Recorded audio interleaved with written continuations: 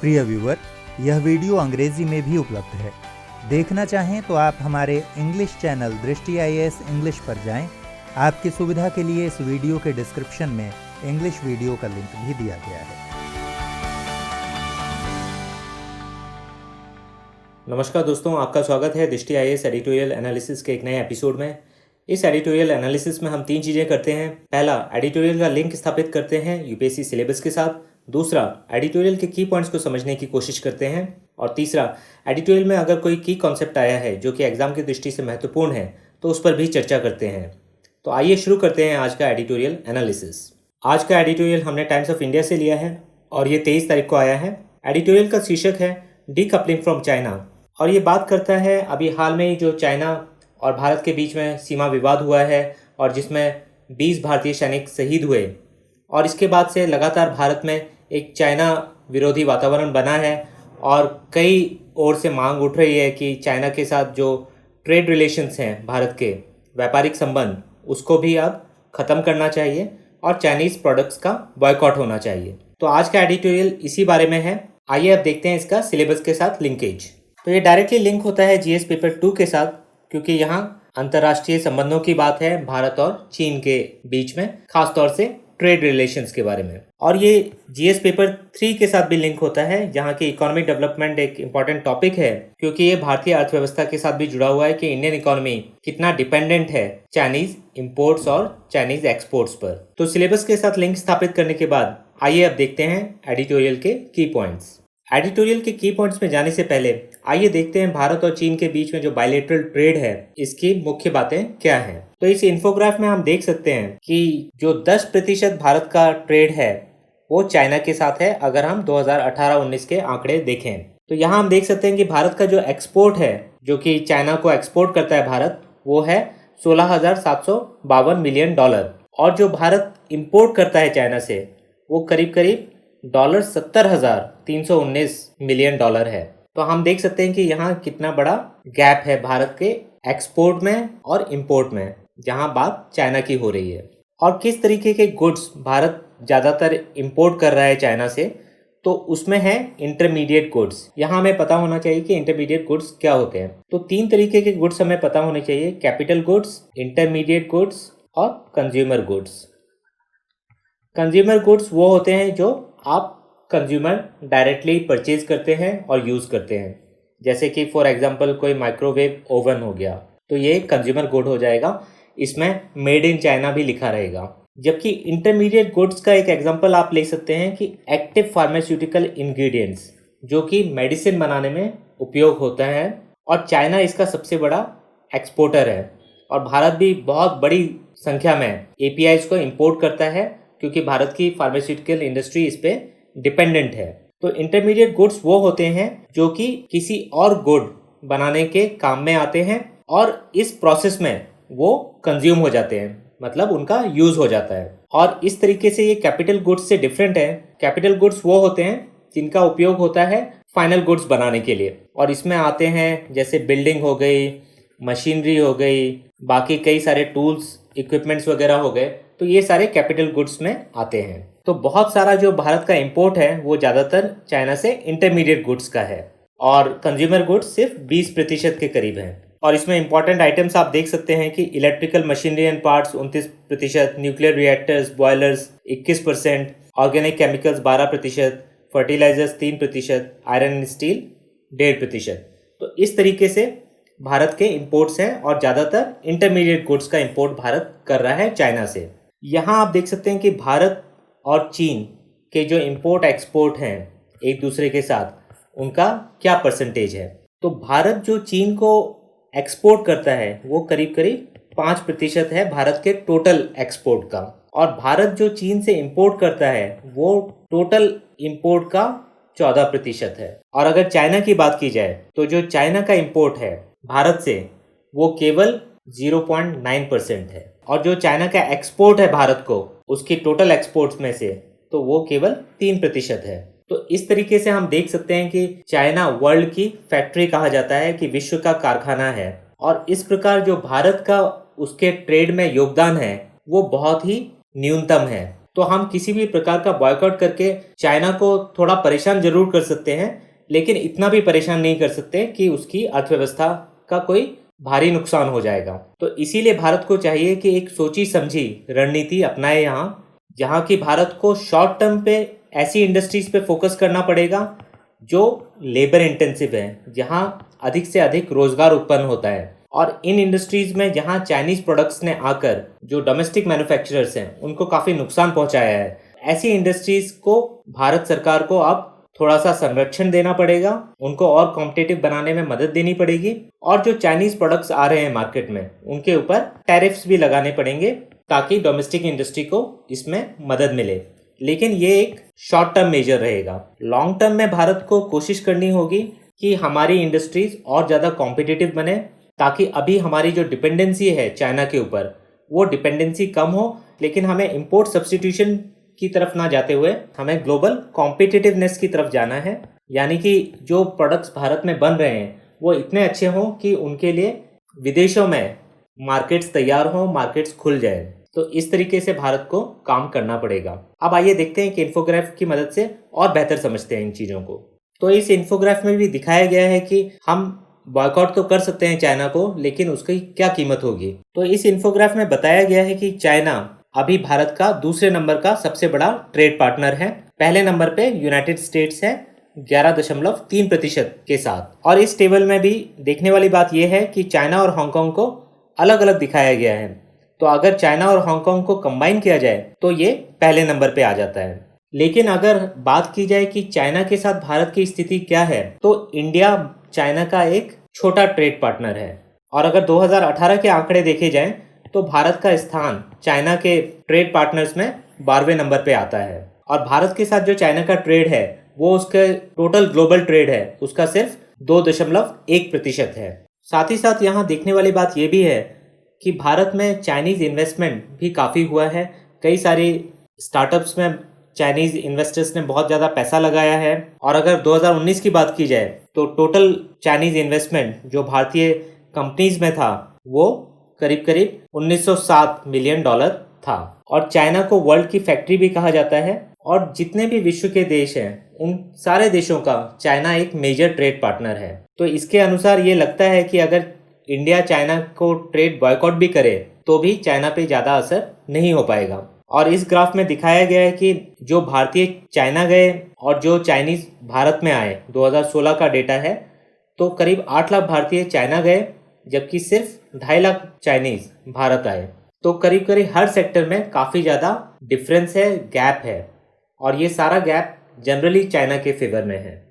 और यहाँ भारत और चीन को लेके एक और चीज़ हमें पता होनी चाहिए कि वर्ल्ड बैंक के अनुसार चाइना को अपर मिडिल इनकम कंट्री माना गया है और भारत को एक लोअर मिडिल इनकम कंट्री माना गया है। और ये कैटेगरी आपको पता होनी चाहिए कि ये डिफाइन होती है ग्रॉस नेशनल इनकम के बेसिस पर, gross national income per capita. और यहाँ अगर हम 3 कैटेगरीज देखें तो हाई इनकम कंट्रीज़ हैं, अपर मिडिल इनकम कंट्रीज़ हैं और लोअर मिडिल इनकम कंट्रीज़ हैं।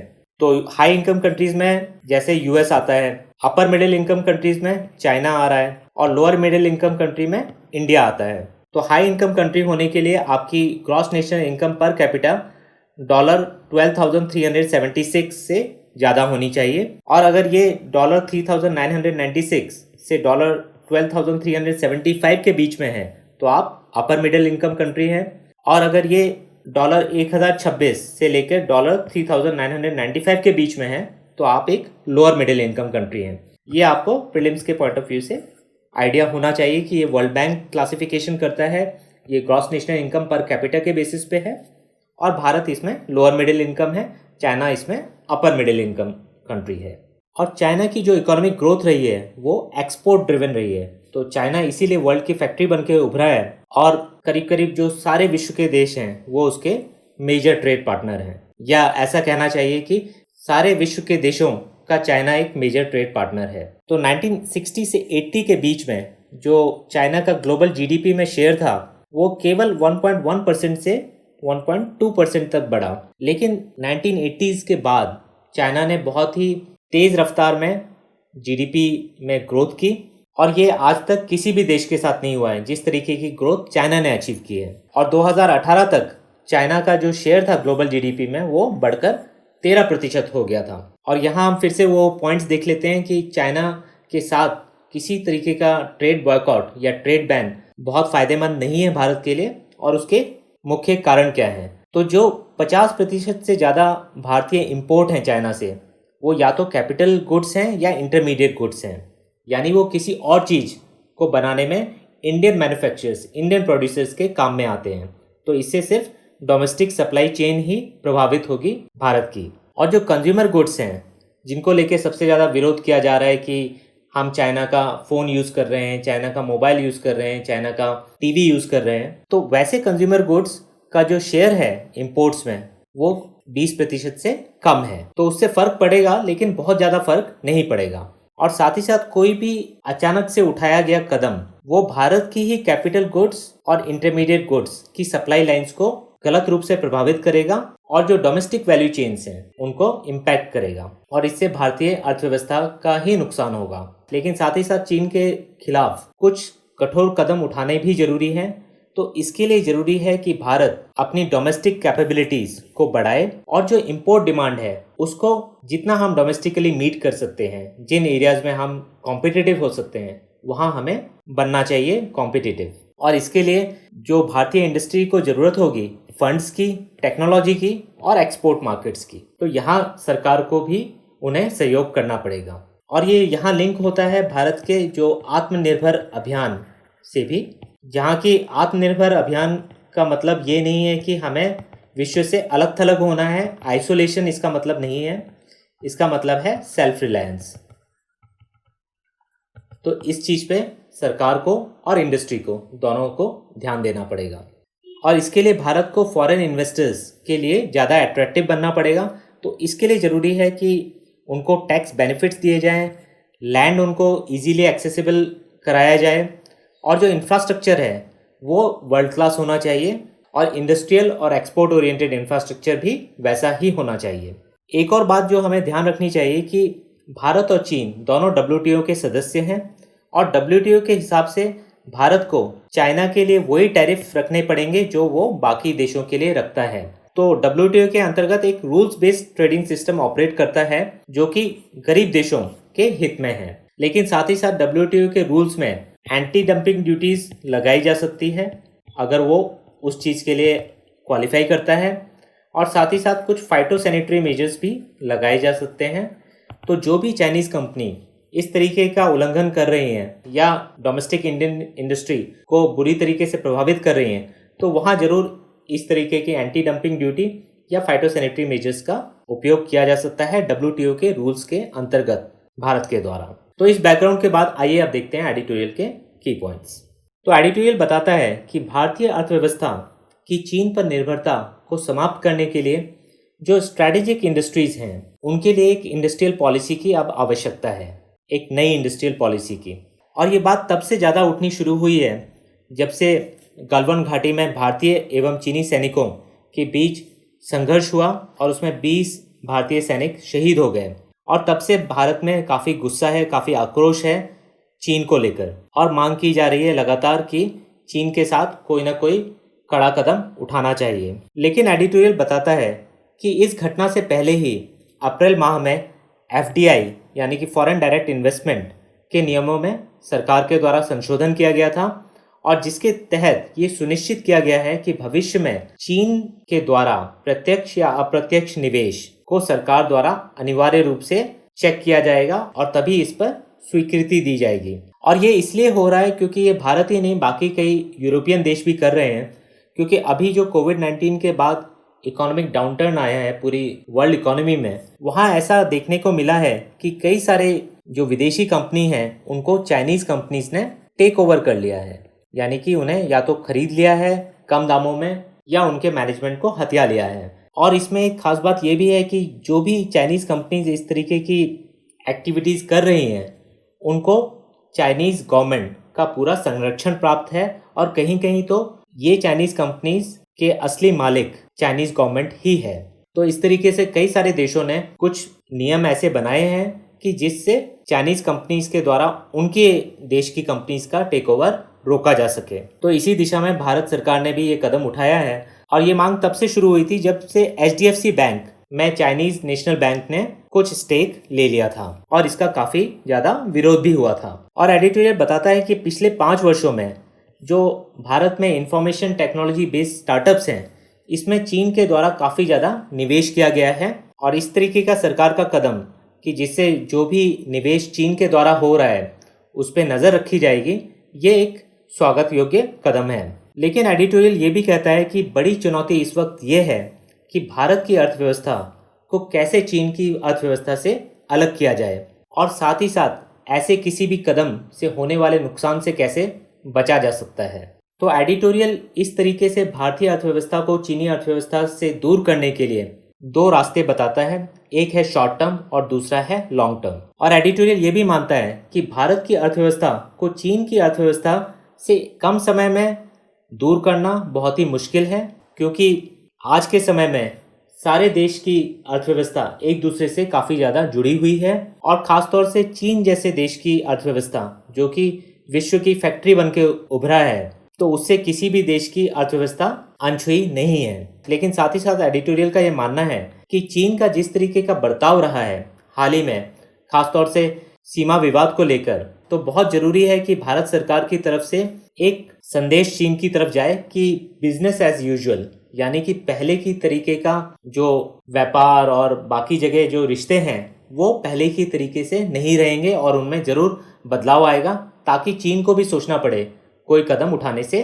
पहले। और एडिटोरियल मानता है कि शॉर्ट टर्म अप्रोच हो या लॉन्ग टर्म अप्रोच हो, दोनों ही अप्रोच में सरकार का काफ़ी व्यापक हस्तक्षेप जरूरी होगा और सरकार को चाहिए कि एक स्मार्ट यानी कि सुलझी हुई नीति यहाँ अपनाए चीन के साथ जो व्यापारिक संबंध हैं उसको ठीक करने के लिए। क्योंकि अभी जो भारत के चीन के साथ संबंध है उसमें ज़्यादातर संबंध चीन के हित में ही है और भारत का काफ़ी ज़्यादा ट्रेड डेफिसिट भी है चाइना के साथ, जो कि करीब करीब $56 बिलियन के करीब है। और एडिटोरियल बताता है कि शॉर्ट टर्म अप्रोच में सरकार को ऐसे कुछ लेबर इंटेंसिव यानी कि श्रम प्रधान सेक्टर्स को आइडेंटिफाई करना चाहिए जहां की जो उत्पादन है वो चीनी आयात से प्रभावित हुआ है, और ऐसे सेक्टर्स को प्रोत्साहित करने के लिए भारत सरकार को चाहिए कि वो टैरिफ्स का उपयोग करे और जो चीनी आयात है उस पर टैरिफ लगाए, ताकि जो डोमेस्टिक इंडस्ट्री का प्रोडक्ट है वो मार्केट में और ज़्यादा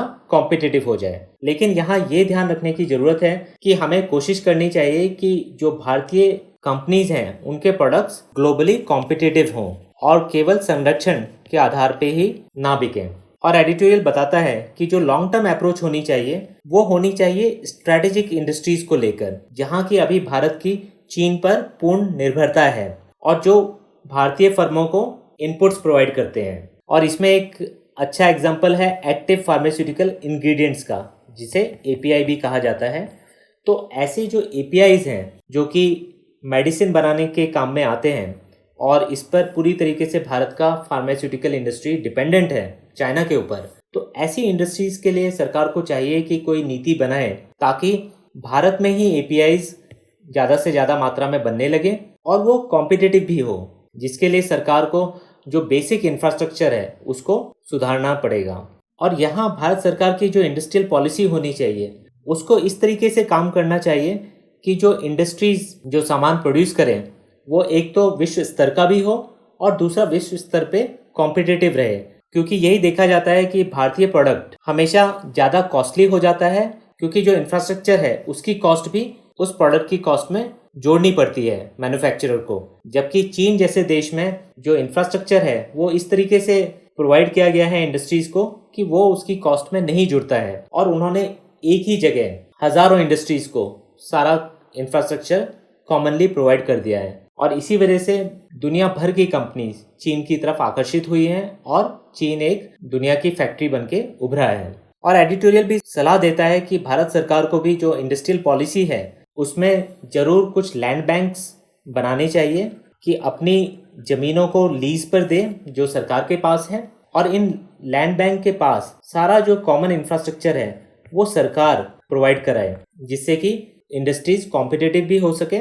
और ऐसे प्रयोग SEZ और एक्सपोर्ट प्रमोशन जोन्स के माध्यम से पहले भी किए गए हैं, लेकिन एडिटोरियल फिर भी कहता है कि शायद इस प्रयोग को कुछ चेंजेस के साथ दोबारा करने का वक्त आ गया है और तभी जाकर भारत चीन से ट्रेड के मामले में प्रतिस्पर्धा में शामिल हो सकेगा। और अंत में एडिटोरियल ये भी कहता है कि इस तरीके की जो लॉन्ग टर्म अप्रोच है, जहाँ की इंफ्रास्ट्रक्चर को बनाना है और दूसरे देशों की कंपनीज को अट्रैक्ट करना है, फॉरेन इन्वेस्टर्स को अट्रैक्ट करना है, तो ये एक लंबा प्रोसेस है और इसमें समय लगेगा।